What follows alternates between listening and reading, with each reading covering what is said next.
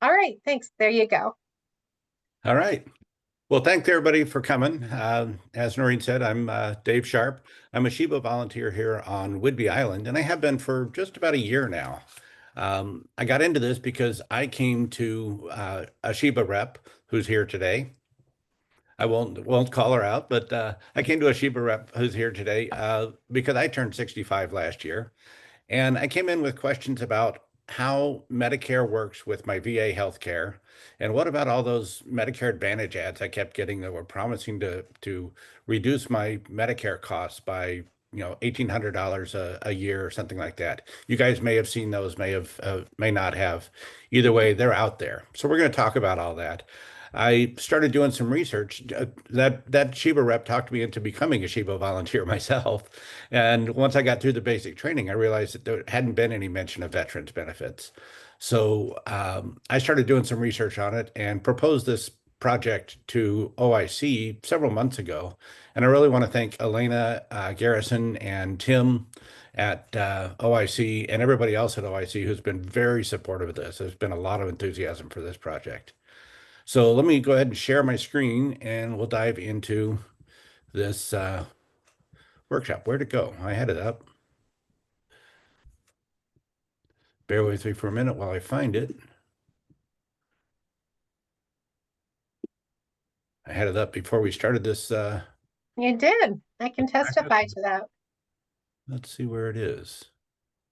I'm only seeing my screen, not the actual program that's open. David, just get out of the full screen. Yep. There it is. There we go. Now we're up. I'll go ahead and start the slideshow.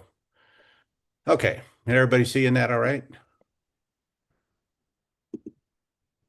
And now I'm not seeing what I want to see. Yeah, we were, but it disappeared. Yeah.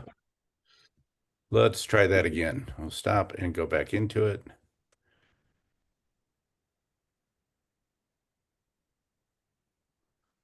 So much for practice ahead of time. I had this all set up and it didn't work. Okay. That always happens when you're presenting, David. Always. Yep. Yep. Okay. Nope, it's sharing my screen, but not what I want to see. There it is. There we go. We're good. Okay, got it there now. Good. Yep. Thank you. Okay. So, as I said, the whole point of this discussion today is to talk about Medicare for military retirees and veterans. We're going to talk about TRICARE for Life and VA healthcare programs for those who asked about that, and then how they all interact with Medicare and what we as SHIBA volunteers can do to help these folks. Our learning objectives, first of all, is to identify what is a veteran exactly, what's a military retiree, and what's a dependent. So we'll talk about each of those. We'll talk about the two main healthcare options and how they interact with Medicare. That's TRICARE for Life and VA healthcare. And then we'll talk about some solutions to common enrollment and coverage problems. We're going to have a lot of case studies in here. I'm a retired ER and flight nurse, and I believe in teaching through case studies. So we'll periodically interrupt my droning at you to throw some case studies at you and get some feedback from you. So let's start with what exactly is a veteran and a military retiree? How are those defined? So according to VA, a veteran is anybody who served on active duty, any branch of the U.S. military, and was discharged under conditions other than dishonorable. And that means they could have had a general discharge, an honorable discharge, or a medical discharge, or a number of others. But if it was a dishonorable, they don't get benefits. And for the purposes of VA healthcare, for the most part, they want people that have had at least 2 years of active duty, although there are some exceptions to that, particularly medical exceptions. Military retirees, that's anybody who stayed in long enough to get full retirement benefits, which usually means about 20 years or so. And then eligible dependents are often eligible for TRICARE for Life. And that would be a spouse typically who meets the criteria defined by Department of Defense. It gets very confusing sometimes. If I have questions about whether a spouse is eligible, I just call TRICARE and ask them. So why are we talking about this? Well, partly because I'm a veteran and it was an issue to me. But when I did the research, I found out that 6.4% of the population in our country are veterans. This does not count dependents, by the way. This is just veterans.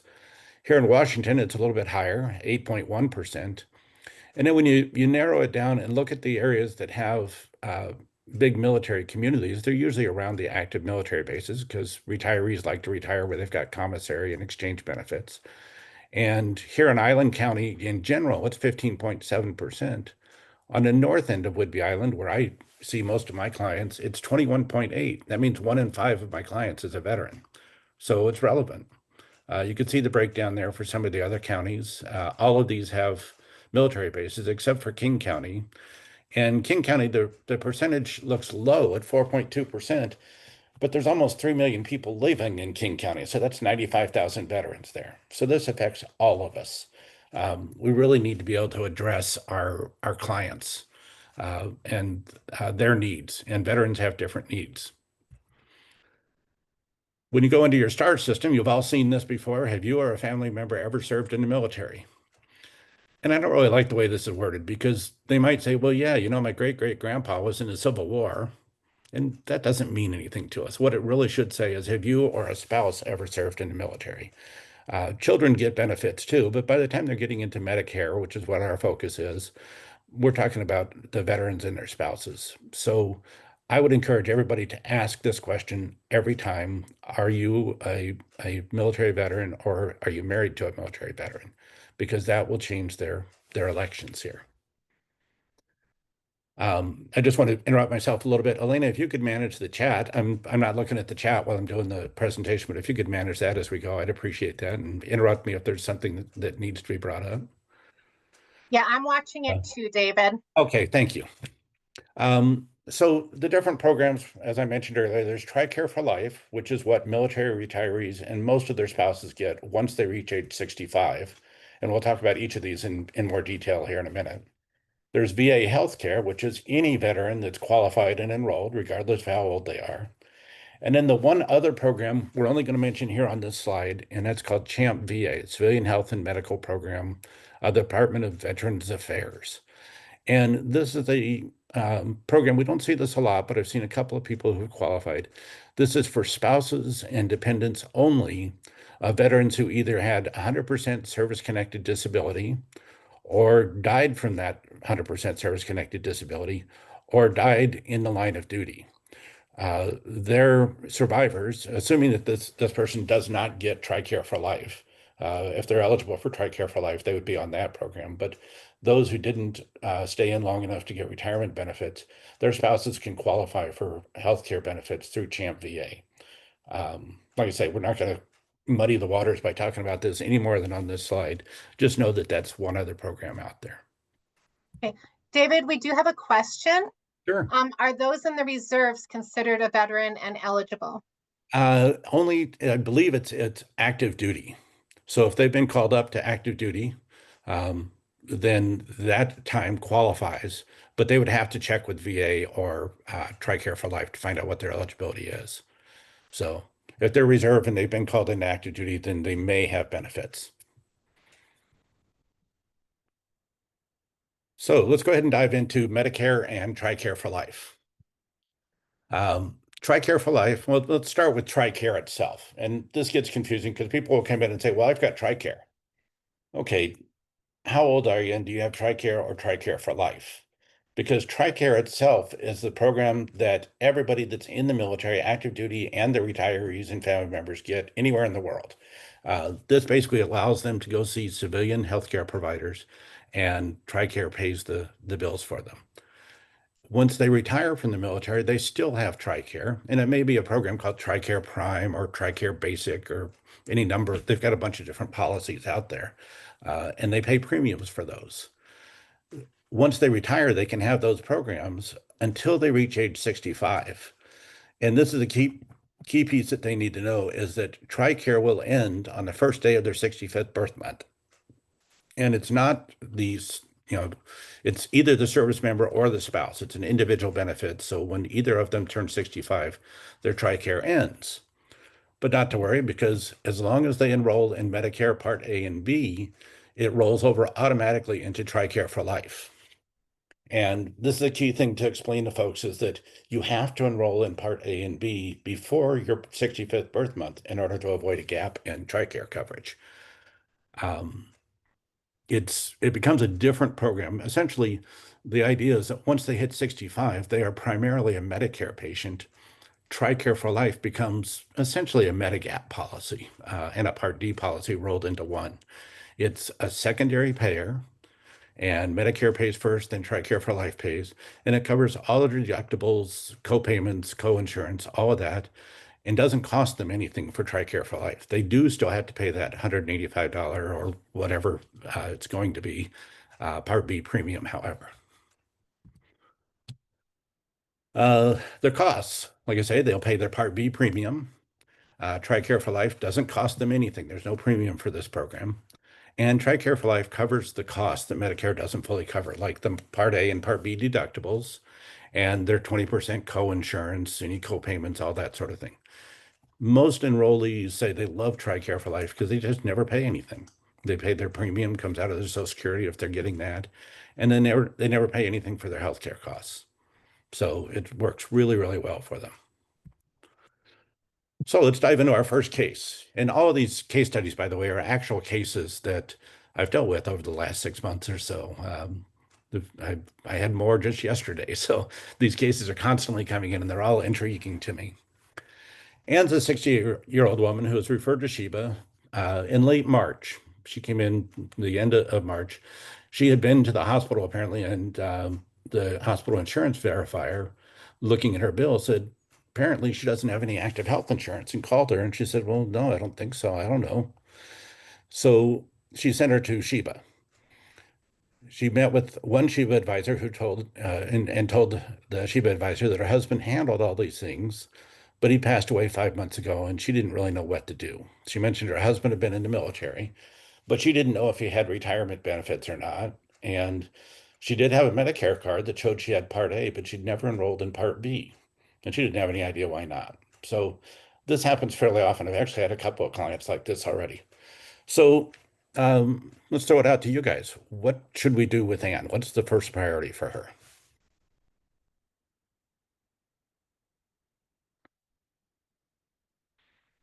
Start the enrollment process for Part B. There you go. That's the key piece. Remember, this is late March, and that's key because we're in the general enrollment period for a little bit longer. So the SHIBA counselor talked to her and said, you need to get into Part B. Here's the general enrollment period that ends on March 31st.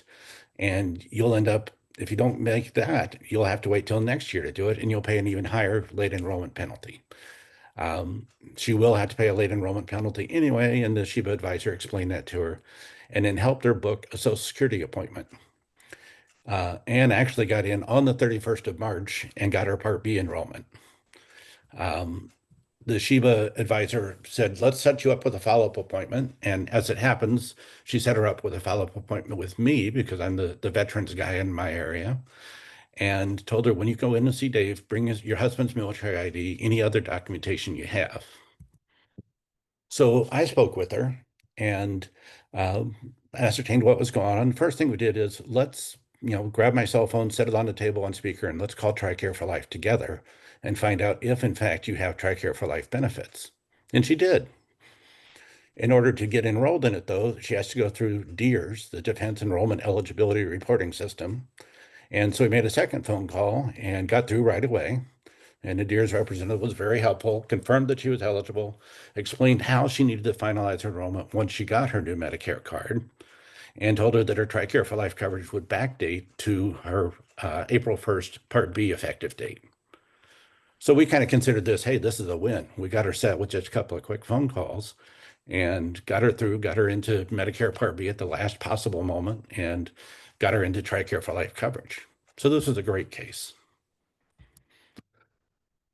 So I'm ahead. sorry to interrupt. I Sure. can't find the hand. So there's not a situation like lots of private or employer, I should say, retiree medical coverage. If you don't sign up immediately when you turn 65, you don't get to sign up later for TRICARE, for their benefits. But TRICARE for Life doesn't work that way. Right. Is it, She can if enroll she had later. A and B, would she still be able to sign up for TRICARE for Life As 3 long as, years after she turned 65? as long as she was eligible, yes. And we've got another Okay. case study coming up that addresses that specific case. So Okay. we'll address that. So- But you're right on the money with it. Okay, thank you.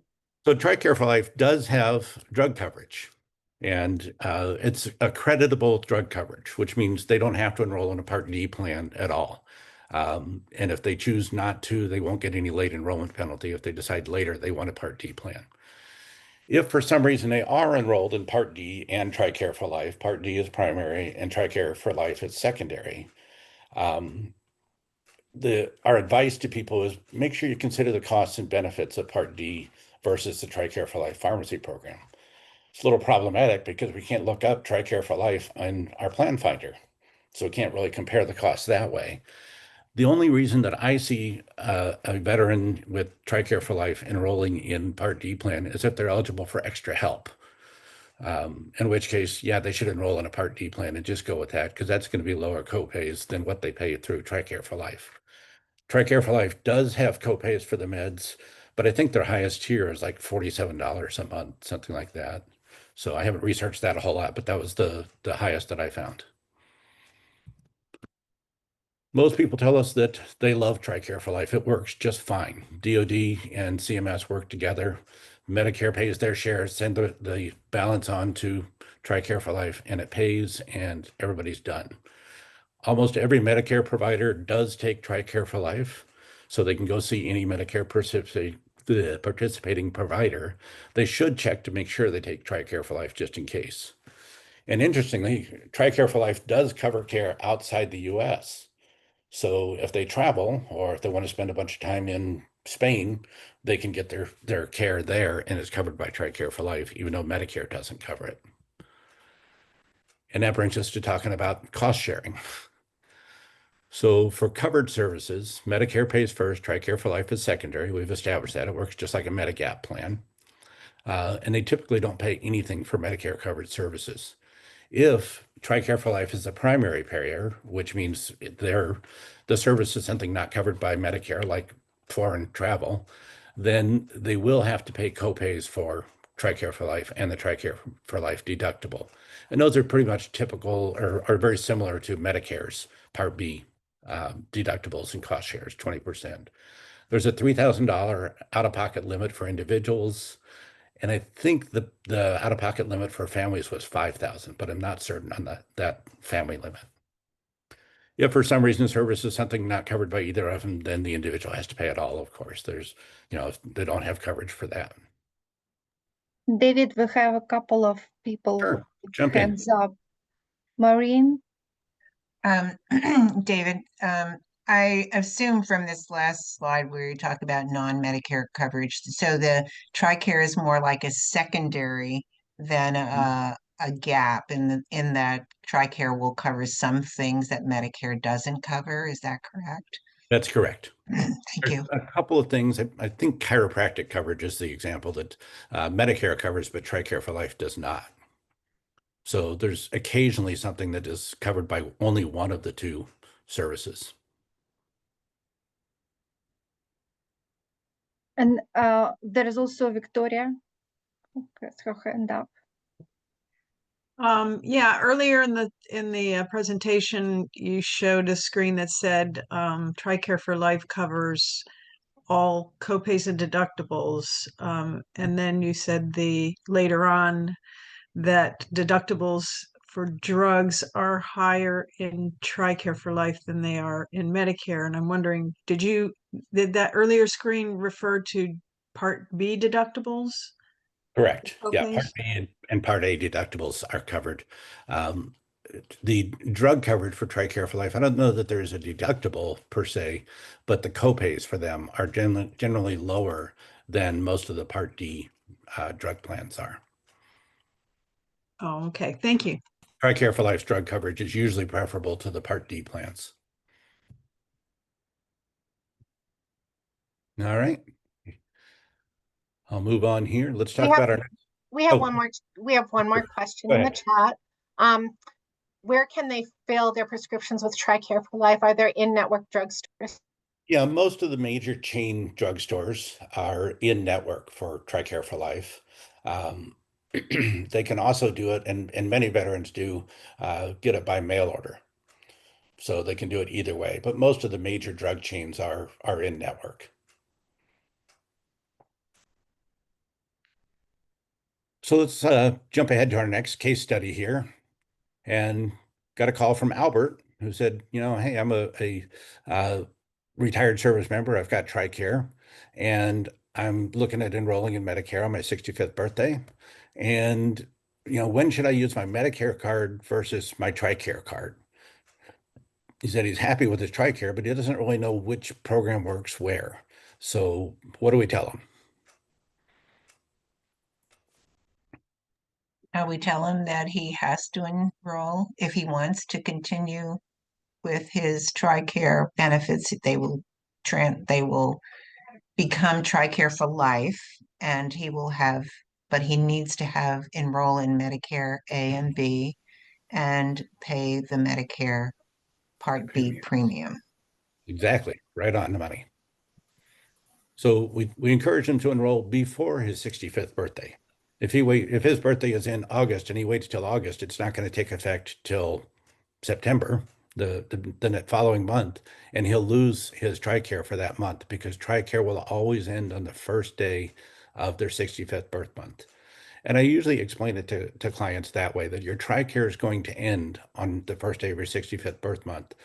So if you enroll in A and B, it'll automatically roll over to TRICARE for Life. And obviously, if they're already on Social Security, it's going to automatically enroll them into Medicare A and B, and then TRICARE for Life will automatically kick in. All they need to do is make sure that actually all happens. And then the next part is to explain to them that TRICARE for Life is not a standalone plan. There is actually no membership card other than their military ID card. TRICARE for Life is secondary to original Medicare. So Medicare is going to pay first, and then TRICARE for Life will come in and pick up the rest of the costs, with the exception of the copays for drugs. There's no premium for the TRICARE for Life, but they have to pay the Part B premium, as you mentioned. Perfect. And that they have a really wide network. They can go to any provider in the country that accepts Medicare and TRICARE for Life. We probably should also tell them that to tell all their providers the first time they go to the provider to make sure the billing happens correctly for their appointment. Yeah, that's always a good idea to let them know. Anytime they change any kind of plan, let them know that they've got a new provider or new insurance. David, And one then- quick, And one then quick Heidi has, input on the ID card. I don't know on current retirees, but back in the day when I retired, my ID card said that it expired on the first day of the month that I turned 65. I needed a new ID card so that DEERS could be updated to show that I was now 65 and had Part A and Part B.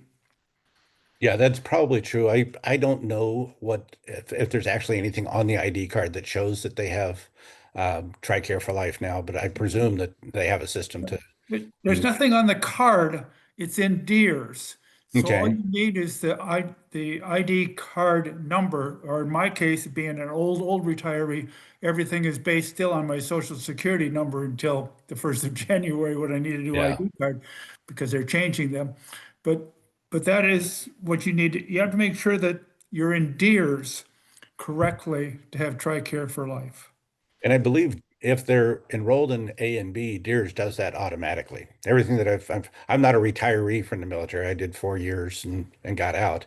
But my understanding is that retirees, as long as they're enrolled in A and B, it automatically rolls over to TRICARE for Life. No. As far as the mechanics of how they do that in the ID cards, I don't have any knowledge there. Let's okay, talk and then about- we have one more question in the chat. Mhm. Heidi's asking, is the TRICARE effective date the same when the birthday is the first day of the month? Well, that's a good question.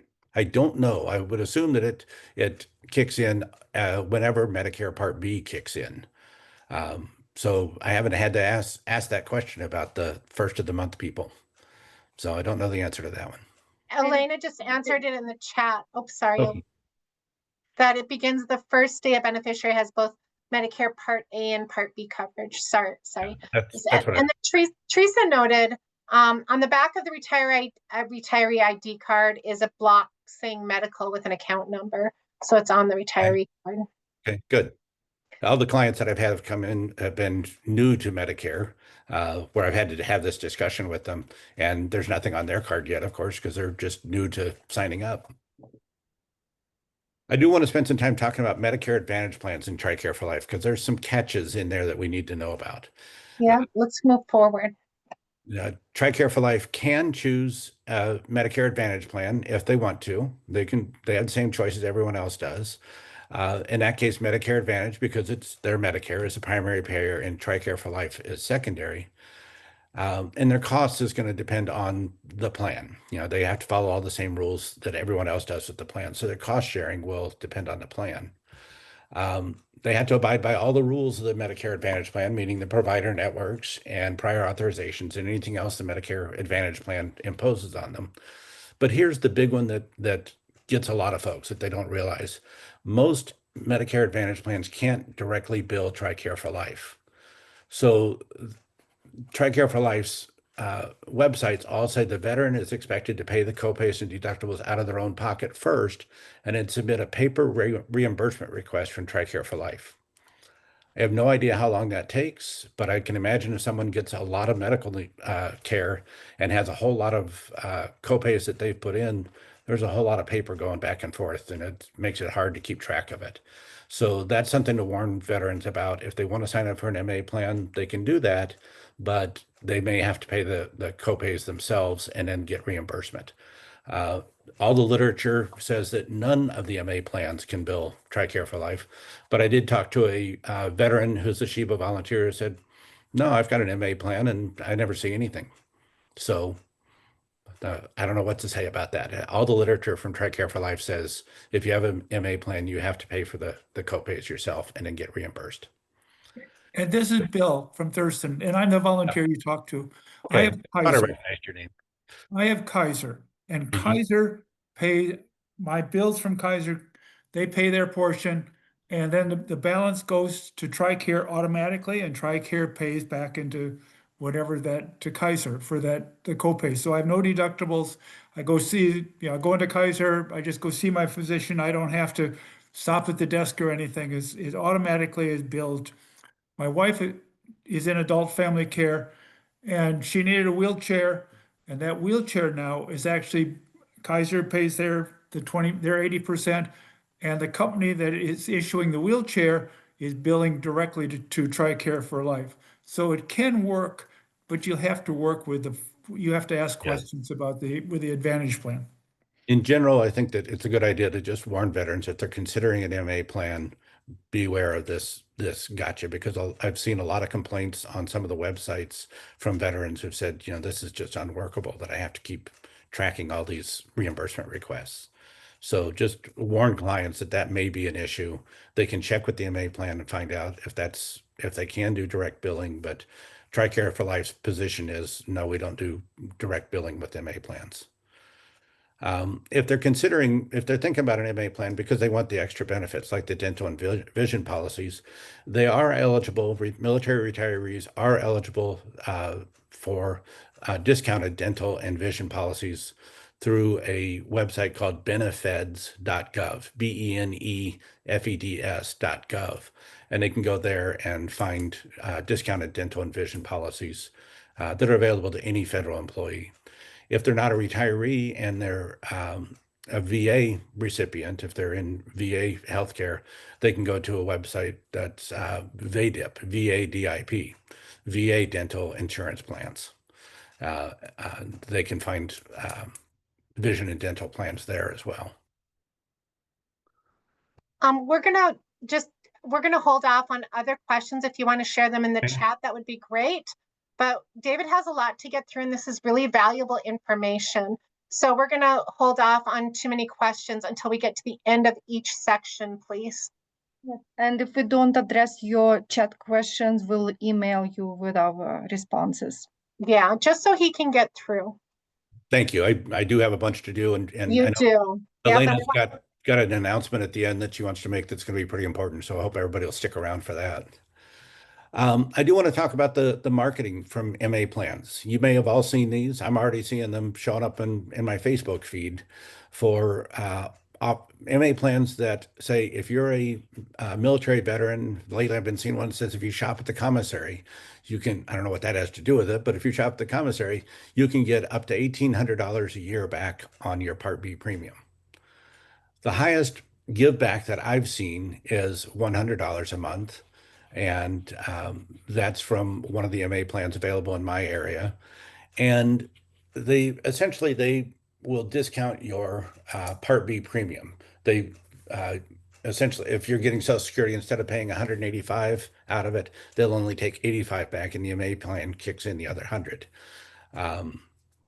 So this can be a really big motivator to veterans who want to save some money, especially if they're new to Medicare and they're saying, wait a minute, I've got to pay this $185 a month. Why do I have to pay that? I'm a veteran. I shouldn't have to pay anything. I hear that a lot. The thing to warn them about is that the give back is not guaranteed. It can change every year. When these plans change, they may say, yeah, we're not doing that one anymore. But it's not a scam. These are legitimate plans. Most of them do not include prescription drug coverage. In my area, only one of these plans does cover prescription drugs. Most of them don't, because the veteran gets their drugs through either VA or TRICARE for Life. So they're not getting them through their MA plan.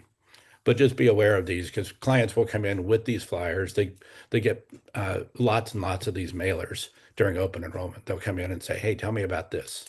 So what drew me into SHIBA in the first place is to ask about it.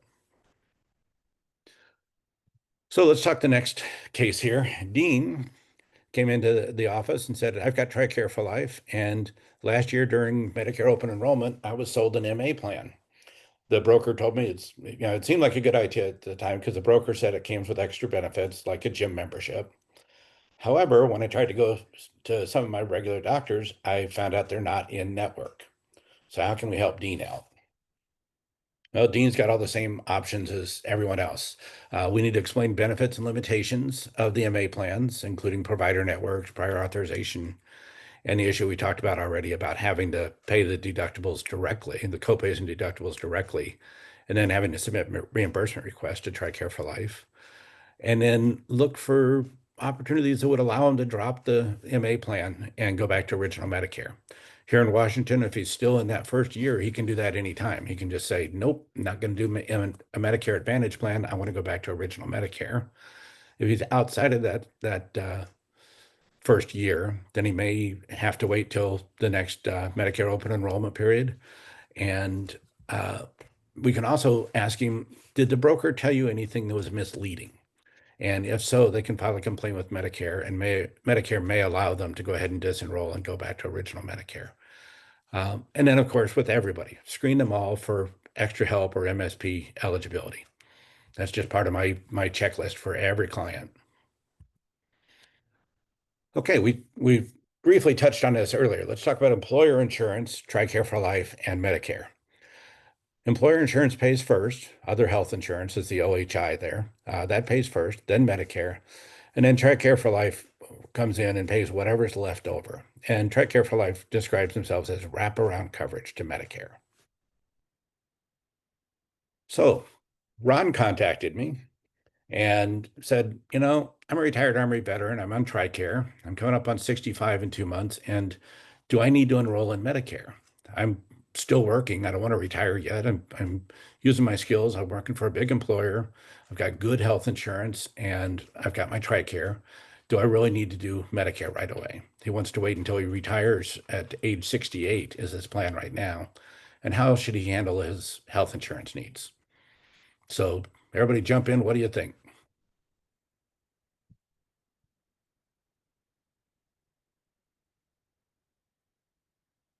Nobody's talking, so I'll go ahead and jump on through it. So We start by explaining to Ron that TRICARE will end on the first day of his 65th birth month unless he enrolls in Part A and B. And then he's got two options. He can go ahead and enroll in Part A and B, and his TRICARE will automatically switch over to TRICARE for life, but he's going to have to start paying that Part B premium. Or option two, he has the right to defer his Medicare enrollment, and then he won't pay the Part B premium. However, his TRICARE benefits are going to end, and he'll have just his employer coverage. But when he does finally retire, he will be able to enroll in A and B with no late enrollment penalty, and his TRICARE for Life coverage will immediately start once he has A and B. So that TRICARE for Life benefit sticks with you even if you're not enrolled yet. Once you finally do enroll, you get your TRICARE for Life coverage. Okay, any questions real quick on the Medicare and TRICARE for Life before we move on to VA healthcare? We do have the question for clients receiving SSDI disability and under 65. Are they eligible for TRICARE for Life once they go on Part A and B? If they have A and B for disability, are they then eligible for TRICARE for Life? If they had TRICARE, they can. But often in fact, we've got a case study coming up about an SSDI client with VA healthcare. But if they had TRICARE, then yes, they should be able to go on to TRICARE for Life once they've got A and B, because the cost shifts to Medicare rather than TRICARE having to pay all their health needs. Great, thank you. All right.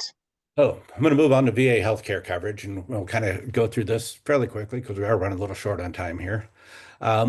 First thing to know about VA healthcare, it's not insurance. Everybody thinks it's health insurance, but it's not. It's a comprehensive healthcare system. So eligible veterans can go into a VA hospital or a VA provider and get treatment, and in most cases don't pay anything. It's not insurance though. Sometimes it works like insurance, and we'll talk about that here in a minute. So like I say, the veterans have to get their services through VA hospitals or clinics. If for some reason VA can't provide the necessary service, they can go through the community care program. And this works great in some areas and other areas not so much. But the community care program essentially is where doctors that are out in rural areas, and I took advantage of this when I first started with VA because there was no VA provider on Whidbey Island, no VA clinic on Whidbey Island. So I enrolled in the community care program, which allowed me to go see the same doctor I had been seeing because she happened to be in the community care network. And I went and saw her and VA paid her. So in that case, it sort of works like insurance, but it's not insurance technically. Eligibility is a big issue. And I run into this a lot. This is one of the reasons I ask everybody if they served in the military. Last week, I had a young man that came in and saw me. Well, young man, he's maybe a year younger than me, but he was coming up on Medicare age. And when I asked him, are you a veteran? And he said, well, yeah, but I don't get any benefits. I only served in the Navy for 10 years. Well, he's mistaken. He does get benefits. Eligibility applies to anybody who served in active duty military, naval, or air service. This is VA's wording, and didn't get a dishonorable discharge. For VA health services specifically, they typically want you to have 2 years of active duty time.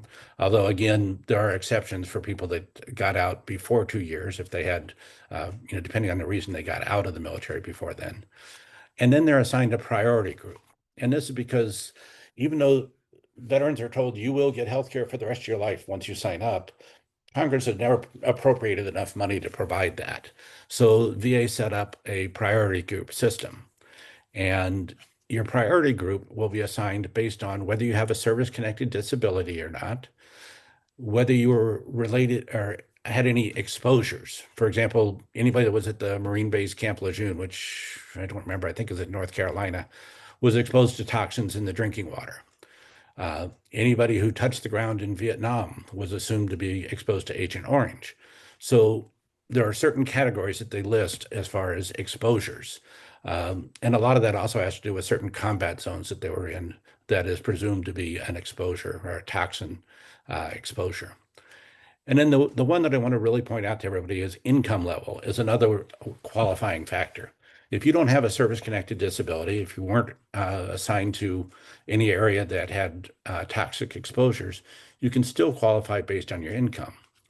And for guys that are just coming up, guys and men and women that are just coming up eligible for Medicare now, we served back during the Cold War, which meant nobody was actually shooting at each other.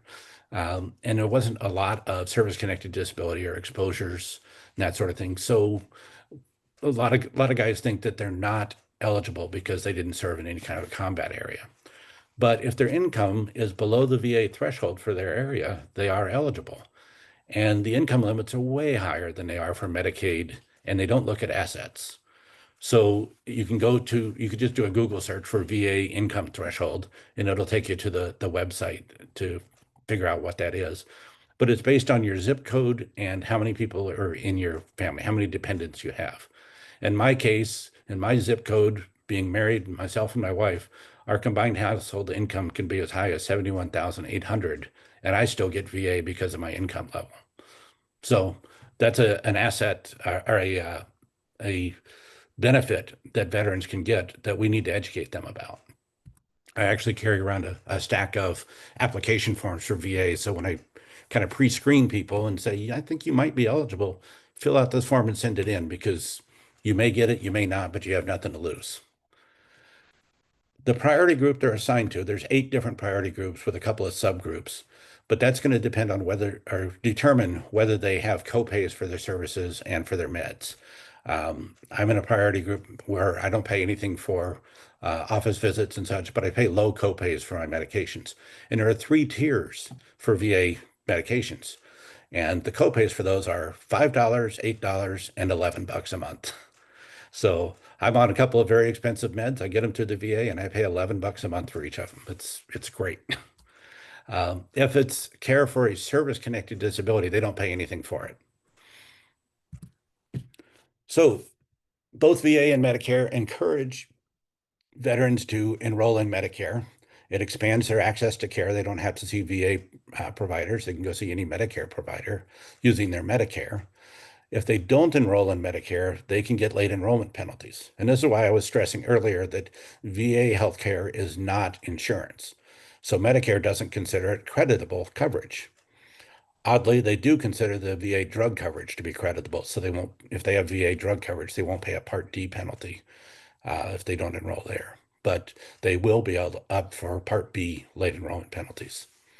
So, and again, if they don't enroll in Medicare, they can only go to VA authorized facilities. So I explain this as VA and Medicare are separate systems. It's like a railroad. There's 2 rails and they never meet each other. They work parallel to each other, but they don't bill each other. They don't really interact very well at all. So they do have creditable drug coverage. So again, you can have a Part D plan. If a veteran signs up for a Part D plan, I usually recommend sign up for a 0 premium one so that you can get, the low tier drugs at your local pharmacy and not have to go through VA to get it. But we'll talk about another strategy there in a minute for getting meds. Lester came to me. He's 85 years old. He's a 100% disabled veteran enrolled in VA healthcare. That means he's in a really high priority group. He's not likely to lose his coverage if Congress changes the rules. And he stopped in to see me at a information table at one of our senior centers and said, I never enrolled in Medicare because I've got VA healthcare and I'm really happy with it. Should I sign up for Medicare? What do you think?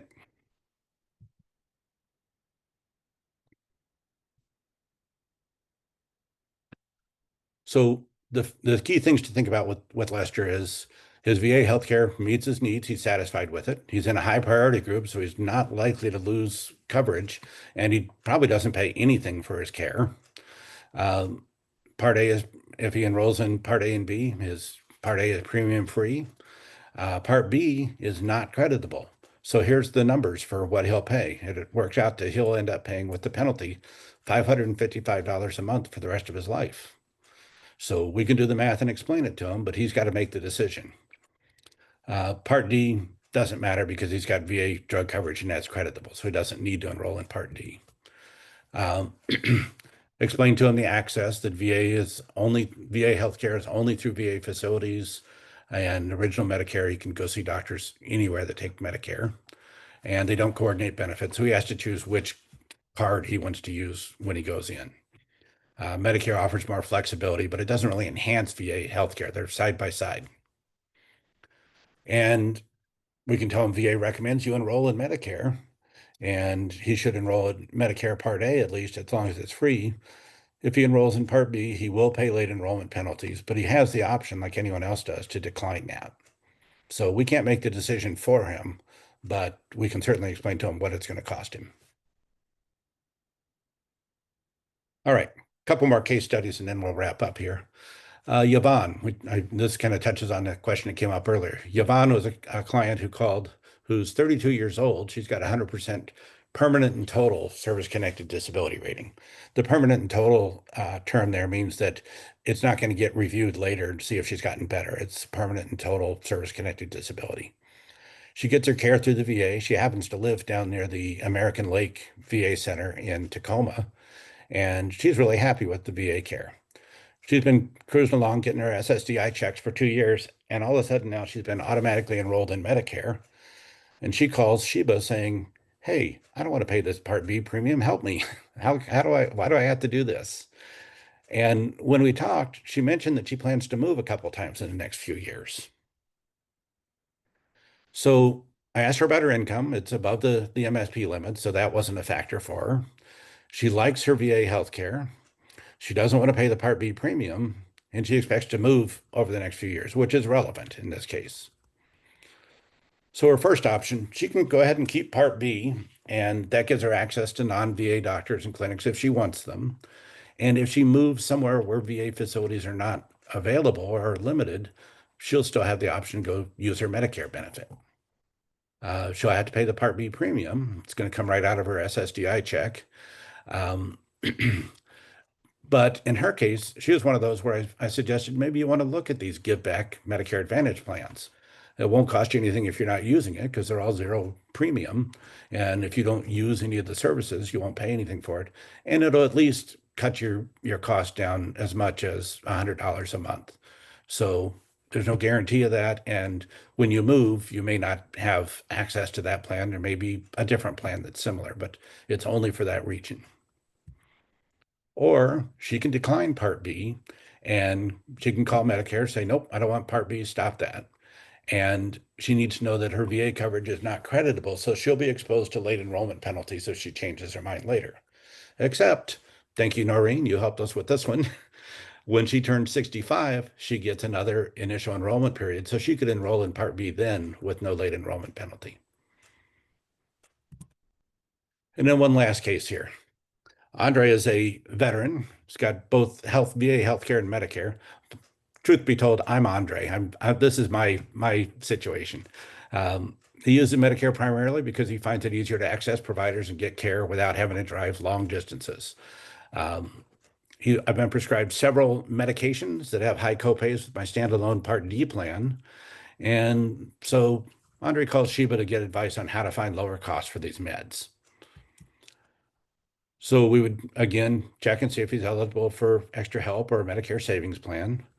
And then if, in this case, he can contact his VA provider and request that his prescriptions be filled through the VA pharmacy. VA pharmacy will not fill scripts from someone who's not affiliated with VA. So if it is a community care reference, yeah, they'll fill scripts there, but it has to be, you have to be approved for community care. In my case, yeah, I'm not doing community care anymore. So if my Medicare provider writes me a script for something expensive, I can contact my VA provider and say, hey, Medicare provider said that she wants me to start taking this med. And what I do is I copy the notes from the patient care portal from my Medicare provider and send those on to my VA doctor. And the VA doctor has been very supportive and has said, sure, and writes a script through the VA pharmacy, and VA provides that then. So I pay a much lower copay for a lot of my meds. So this is a way that you can make VA and Medicare work together. So wrapping it up, pretty close to on time. Ask every client. This is what I really encourage you to do. Ask every single client if they or a spouse ever served in the military. Of course, screen them all for MSP and extra help. We're already doing that. But if they are a veteran, then you need to find out if they're a military retiree, because then the issue goes to TRICARE for life. You can start talking about TRICARE for life benefits then. If they're not a retiree, they may qualify for VA healthcare benefits. And this applies to veterans and retirees. Retirees can have both TRICARE for Life and VA, but spouses can only get TRICARE for Life in most cases. And I encourage everybody to sign up for VA benefits, even if they're already getting TRICARE for Life. It doesn't hurt to have both. All right. Elena, I'm going to toss it over to you. You got an announcement. Yeah, we also have a few questions to share. Elena, do you want me to do the Oh, we do. questions first, or do you want to do your announcement? Your call, You're Elena. muted. You're muted. You're still muted. So I'm just going to ask a question really quick. How does the requirement to get VA medical at VA facilities or pre-approved facilities apply to emergency coverage? And then we also have another thing Okay. related to ambulance care or ambulance. VA does allow you to go to any authorized emergency room, which is pretty much any emergency room, and urgent care centers that are in their network. And for the most part, you have no copays for those. Some veterans in lower priority groups may have a copay after they've had a certain number. I think it's 3 urgent care visits a year, that sort of thing. There are some requirements. For example, you have to have seen your VA provider in person, not by telemedicine, but in person within the last 2 years. But they will cover your emergency room visits. Ambulances, I don't know the answer to that one. I believe that they would cover ambulances in an emergency situation, just like they do emergency rooms. Yeah, sorry, Elena, I muted okay. everyone. So if we have any other questions, raise your hand and I can unmute you. But go ahead, Elena. Sorry about that. Okay, thank you. So we are launching a pilot initiative to form kind of specialization volunteer network who will be focusing on veterans and Medicare, which includes TRICARE for Life, CHAMPA, VA Health Services, and this effort is to bring together SHIBA volunteers from various counties who have interest in this kind of specialization to work together and have kind of create collaborative space for you guys and strengthen your ability to address kind of issues revolving veterans and Medicare. So if you're interested in joining this our pilot, please contact me. And as our network grows right now, you can address, if you have interest in cases, you can email them to David and CC me, because as I have people who are interested in joining us, who are capable. I can see several people who were answering chat, very capable of helping us with cases, to involve in answering cases. I'm also working on a workbook that will have information that would be helpful for you to address some issues for veterans when it comes to Medicare. And we have I'm also working on case studies that we can use to discuss. And if you have interest in cases, please send them my way as well. So thank you. One of the And things David, do you have a few more minutes to answer questions for people who can stay and ask them? Yeah, I do. I want to Okay. jump in on what Elena was saying. The pilot program is what we've been doing here in Island County is because I've done the research. The rest of my teammates have been really supportive of this. And when they've had questions about veterans, they refer them to me. The one case we talked about with the woman who didn't know if she had insurance was a great example. The first SHIBA volunteer talked with her and helped her as far as she could, and then said, I want you to talk to our veterans specialist. And that's what I call myself, the veterans Medicare specialist. So we're trying to extend that out to other teams as well. You can join, get some extra training on how to work with veterans, and then you will be the resource for your team. As it is now, I'm getting referrals from OIC from all over the state, and I'd sure love to share the wealth. All right, thank you. Carol, you can go ahead and unmute yourself. I've given you the power to do that. Thank you. This question messes me up every time I hear a veterans presentation. What is the difference between TRICARE and veterans healthcare? Not TRICARE for Life, TRICARE. Mm-hmm.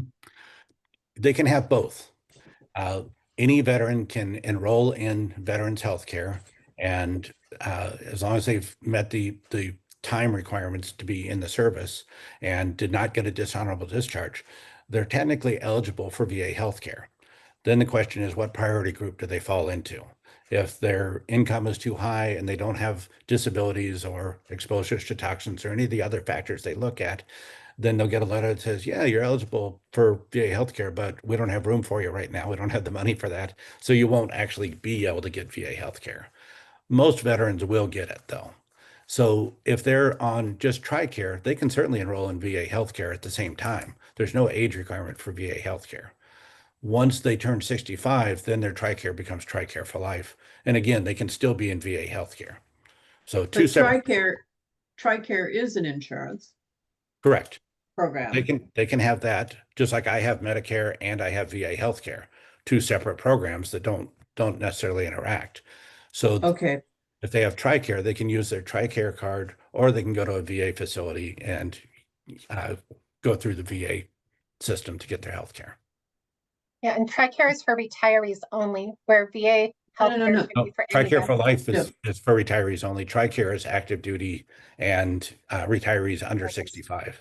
Yeah, that was what was confusing me. It was, Mhm. okay, so you could be enrolled in TRICARE and then enroll in the VA healthcare in order to use those providers?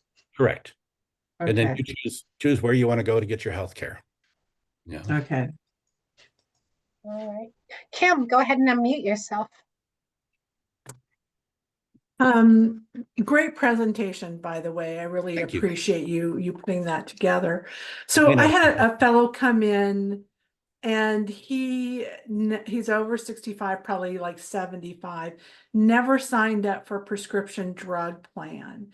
And he was a VA, but he was a vet, but he didn't save any of his military records at all. When he left the military, he left that all behind him. He said, do you have any suggestions on how he might go about figuring out what his eligibility might be? Is there a number he can call, or Probably call VA and find out. I haven't run into that particular question, but he could probably find or get a hold of VA, and they could help him get his. There's a form called the DD-214. Every military veteran knows the DD-214. That's their discharge paper, and that's kind of the key to the kingdom to get them benefits. So he can go through the military system to get a copy of his DD-214. Kim, Okay, there's and then- actually an online form for that he can use his social security number and it'll verify his and he just puts in his general dates. I actually had to do that to get my DD-214. This is how I know this. Oh, Thank you, okay. Noreen, So for that. it's an online form. Do you know the website? I don't, but you can Okay. Google it. Okay. I would just Google I- DD-214. Yeah, it's a government web DD-214. and it's a government website. It's like, or a military website. Okay. And then the follow-up question I have to that is, so he is eligible for VA, he would be then eligible for VA prescription drug coverage.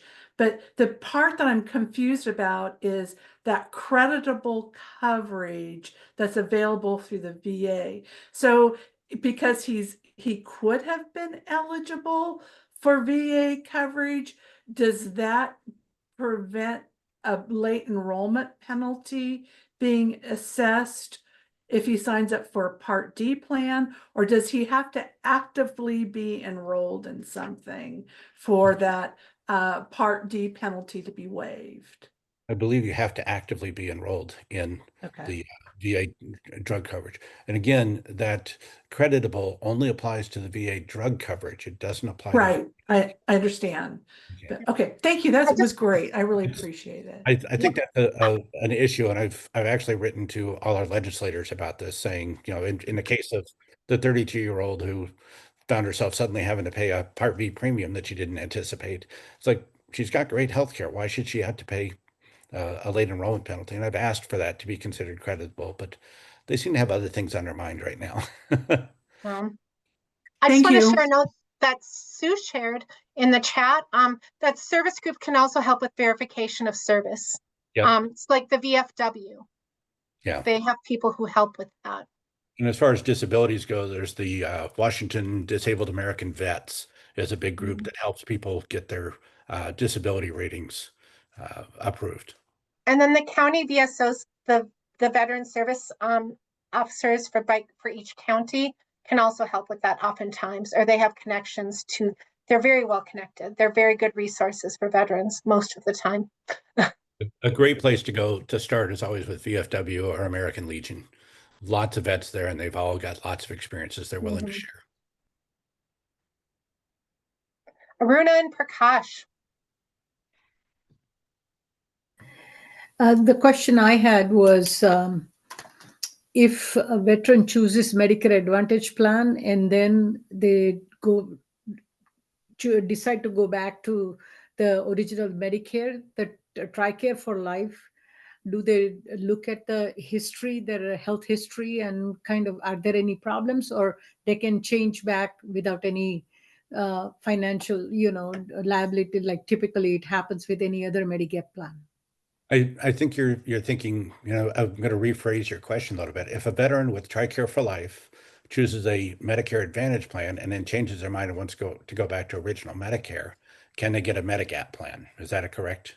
No.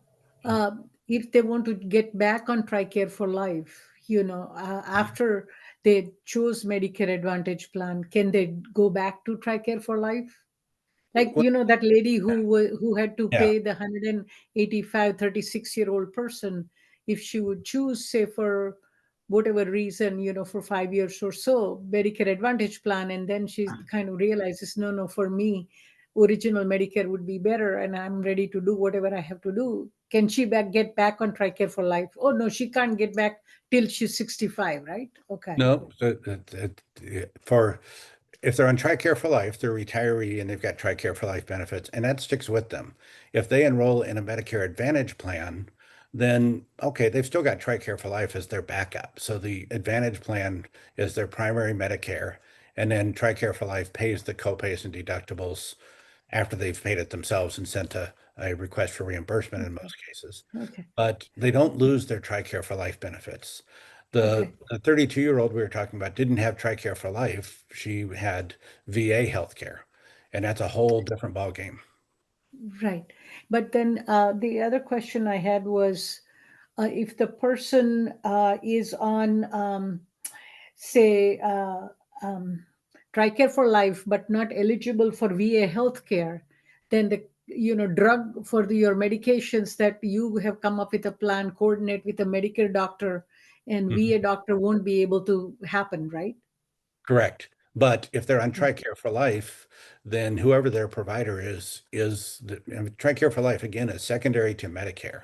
And it does have a Part D plan built into it, essentially. It's got medication coverage built into TRICARE for Life. So if they go see their Medicare provider, whether it's Medicare Advantage or original Medicare, their provider orders a med for them, it would be covered by TRICARE for Life, either way. But the say copay may be higher than what you are paying, $8, $11 per month. Well, that's right. Yeah, if VA healthcare has their own standard $5, $8, and $11 is the three tiers for their copays. Right. But TRICARE for Life, I believe the highest copay that I've seen is $47 for some of the more expensive drugs, which is still pretty good. I want to make sure that we can get to the others that have questions. Thank you. So Aruna, I need to cut you off. Okay, I'm sorry. If we have time at the end, we'll get back to you. Linda. Okay, thanks. So I have two questions. One, if they turn 65, the TRICARE stops. They have to enroll in A and B to get TRICARE for Life. Correct. If they don't, for whatever reason, they put it off, forget something, 2 years later, they go, oh, I need to, and they enroll in A and B, then they would still get their TRICARE for Life. They would just have a gap. They would have no coverage for that 2 years, right? Assuming they didn't have any other coverage, like employer coverage. Yes, you're correct. Yeah. Okay, so they're just, it's a gap. They'll pay late enrollment penalties, of course. Medicare will charge them that. So they'll pay that. But yes, as long as they were eligible, TRICARE for Life will pick up as soon as they're over 65 and have A and B.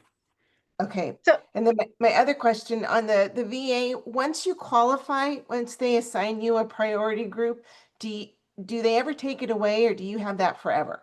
Nope, they can take it away. And that's an issue for guys like me who are in it because of our income. I'm hardly poor by any means, but our household income is below that threshold. And pretty much I've found that almost everybody who's getting Social Security benefits as their primary income is going to qualify on the income basis alone for VA.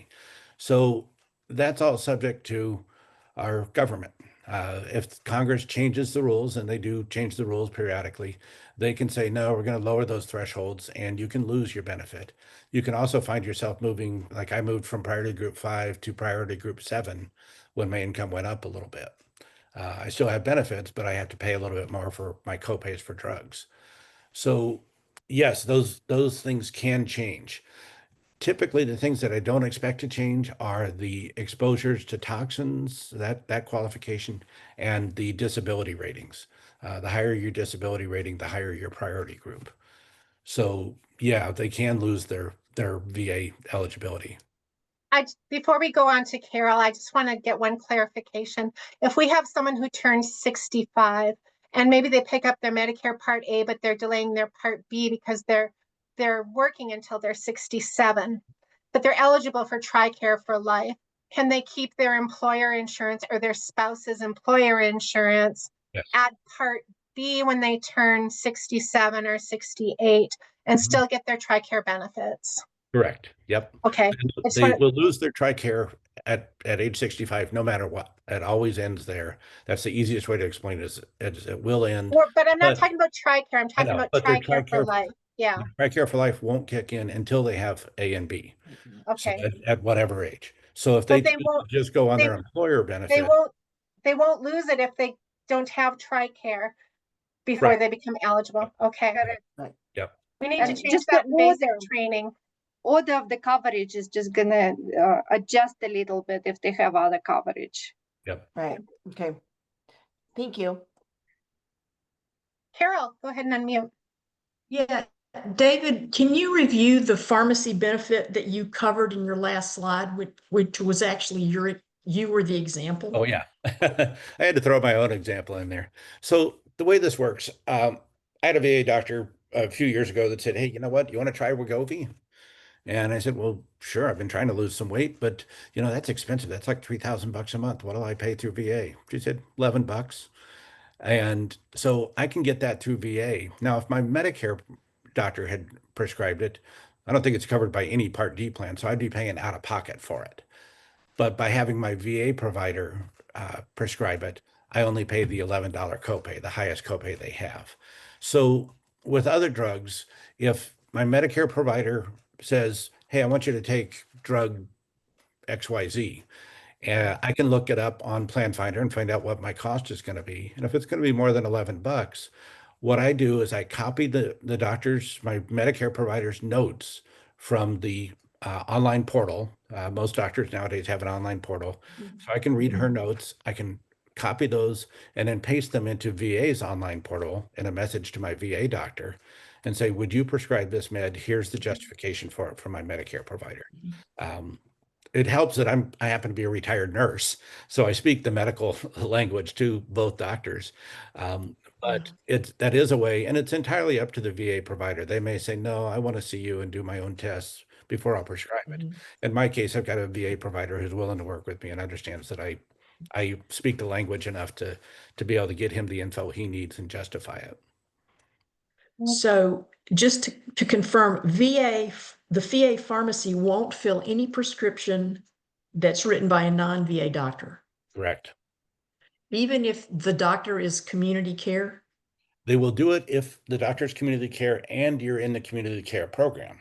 Okay. Not in the community care program, even if the provider is a community care provider, they can't match that up with this patient in community care. The approval process goes through VA. Okay. So even if they're in the community care, the approval process to dispense the drugs to you goes through the VA. Okay, great. Thank you. All right, Lisa.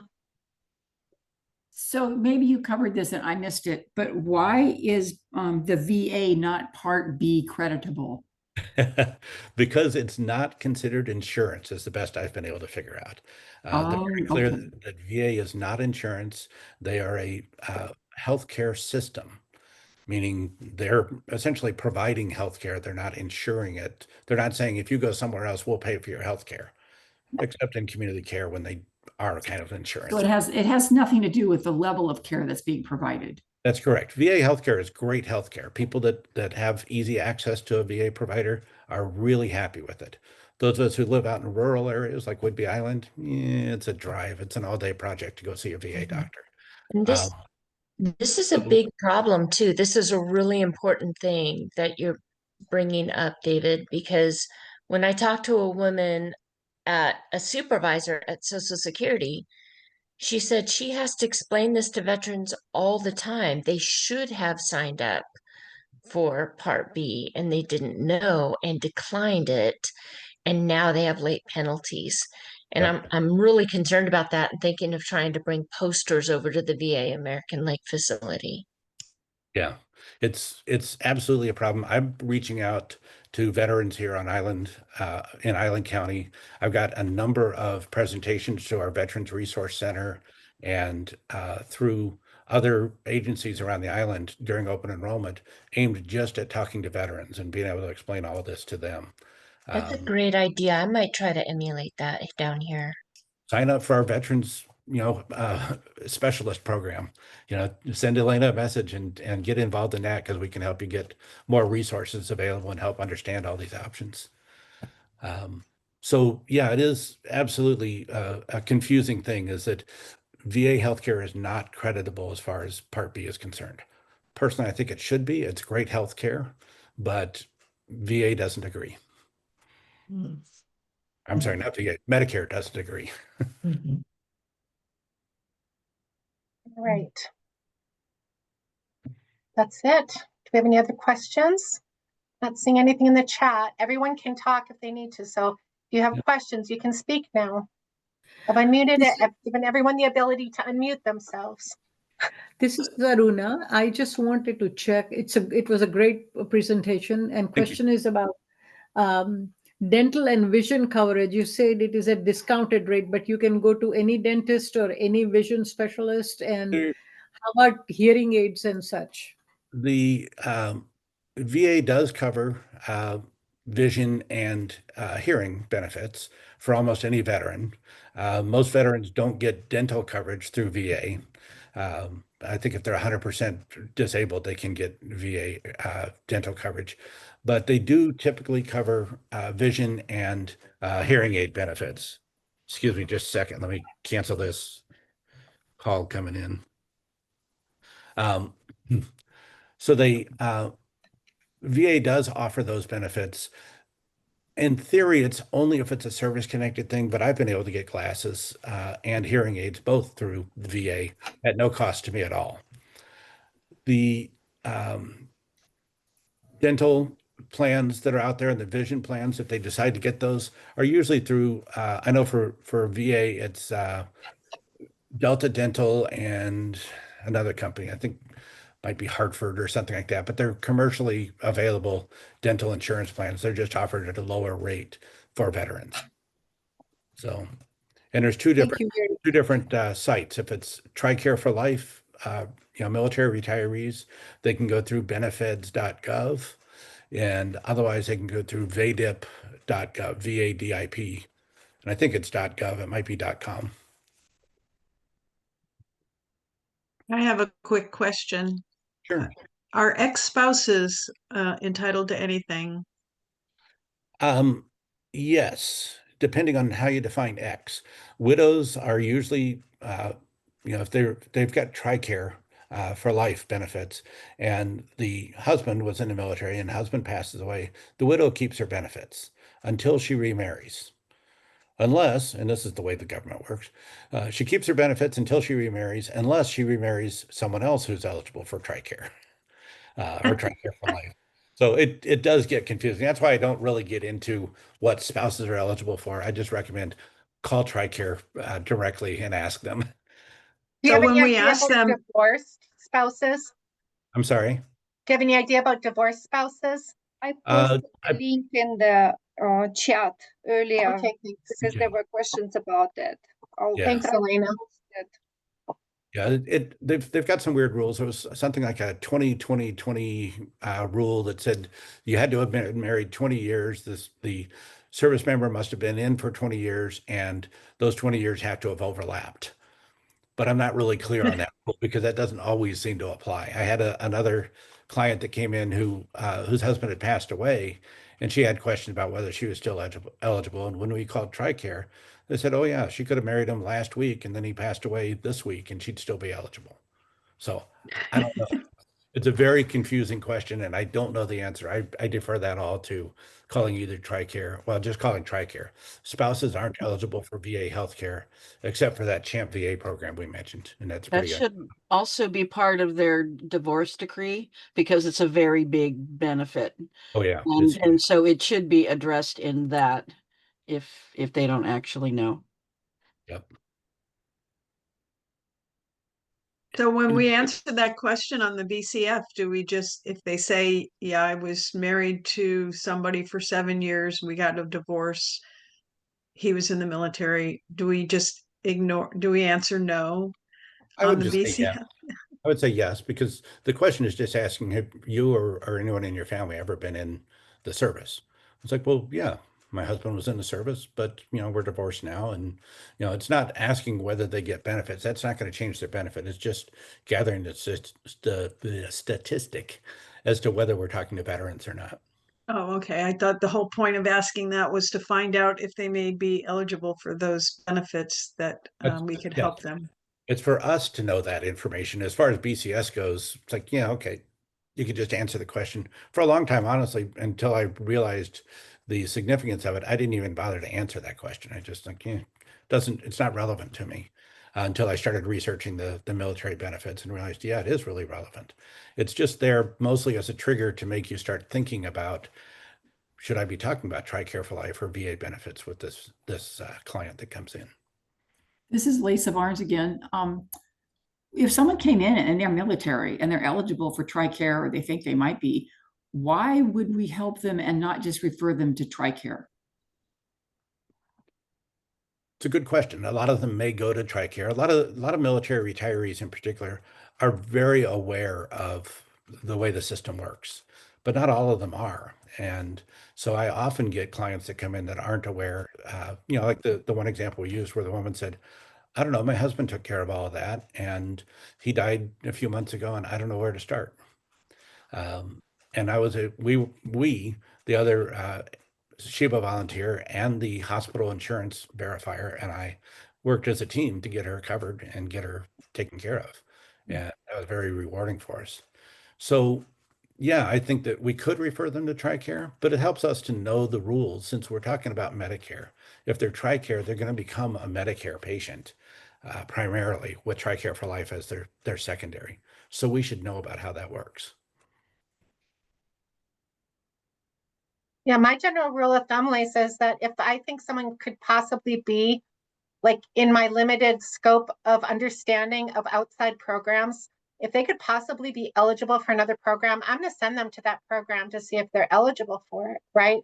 Like my ex-husband was in the military, and I'm going to send that person to, go to see if you might be eligible for any TRICARE benefits.